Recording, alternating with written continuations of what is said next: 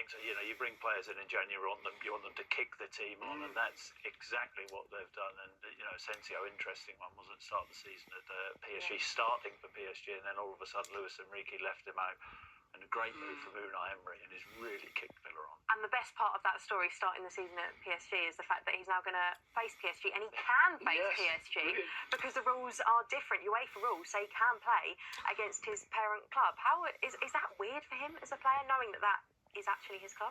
Yeah, maybe. So I think he started 3 Champions League games for PSG, so that will feel a little bit odd, but no doubt. I mean, just he'll want to put one over on them and have a big say in that tie. I think that's a tie which is going to be really difficult for Villa, though. But yeah, hopefully Asensio will make his mark. Okay, well, Chelsea play Manchester City in the Women's League Cup final say. It is live on BBC One. Kick-off is in less than an hour, and Alex is there. Yes, Kels, I'm here at Pride Park as the first piece of silverware is up for grabs.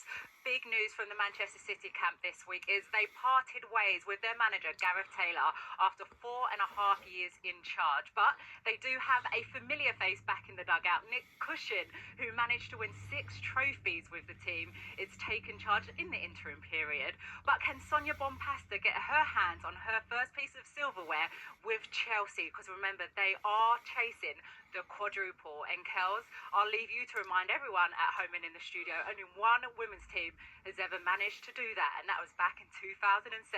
Can Manchester City stop Chelsea? We will find out. 11:45, we will see you then. Didn't know a team did that, no. Was, of course, Arsenal back in 2007. Alex might have had a small part to play in that. OK, then back to international football now. And Thomas Tuchel named his first England squad yesterday. In come Arsenal's Miles Lewis-Skelly and Newcastle's Dan Burn for the first time. There are also returns for Jordan Henderson and Marcus Rashford. Jack Grealish, Conor Gallagher, Morgan Gibbs-White and Ollie Watkins are amongst those who have been left out. Now, there is so many names and so many angles we could go with here. Let's start with Dan Burn, because what a story this is when you consider the journey his career has been on. Age 32, getting this international recognition. How much does he deserve it? Fully deserved.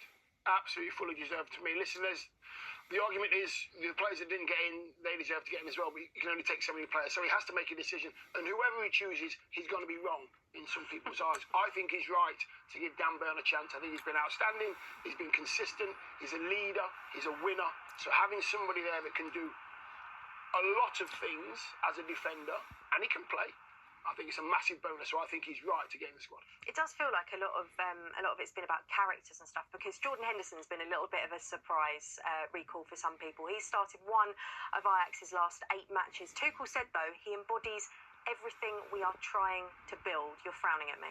I'm really surprised with his call-up. I think he's only started one of his last 8 games for Ajax, hasn't he? He made his choice to go to Saudi. I thought that would be the end of him in an England jersey. And the biggest thing is Conor Gallagher. What is he thinking? You know, Tuchel isn't picking players on form. And another player, I don't know what they're going to talk about, Jared Brandtweit. How is he not in the squad? I do not get that one. I don't know whether Thomas Tuchel would have watched him play this season, but on merit, he deserves to be in. And that would put a bit of a debate over whether Dan Burn should be in, and a couple of the Forest players as well. Hudson-Odoi, Gibbs-White, they're going to feel pretty hard done by. Yeah, not any Forest players in that squad. Marcus Rashford back in as well. What a turnaround it's been for him. We've already spoken about Aston Villa. Did you feel like he'd done enough in his short spell at Villa Park to earn a recall? Yes. Yeah. I just think there's not many Marcus Rashfords about. He's got everything, and in that left sort of wing area, when he's on it, he's probably the best that we have, in that position. Is he back on it? When he's on it, at the moment, he's getting assists galore, he's taking on players, he's playing with a smile on his face.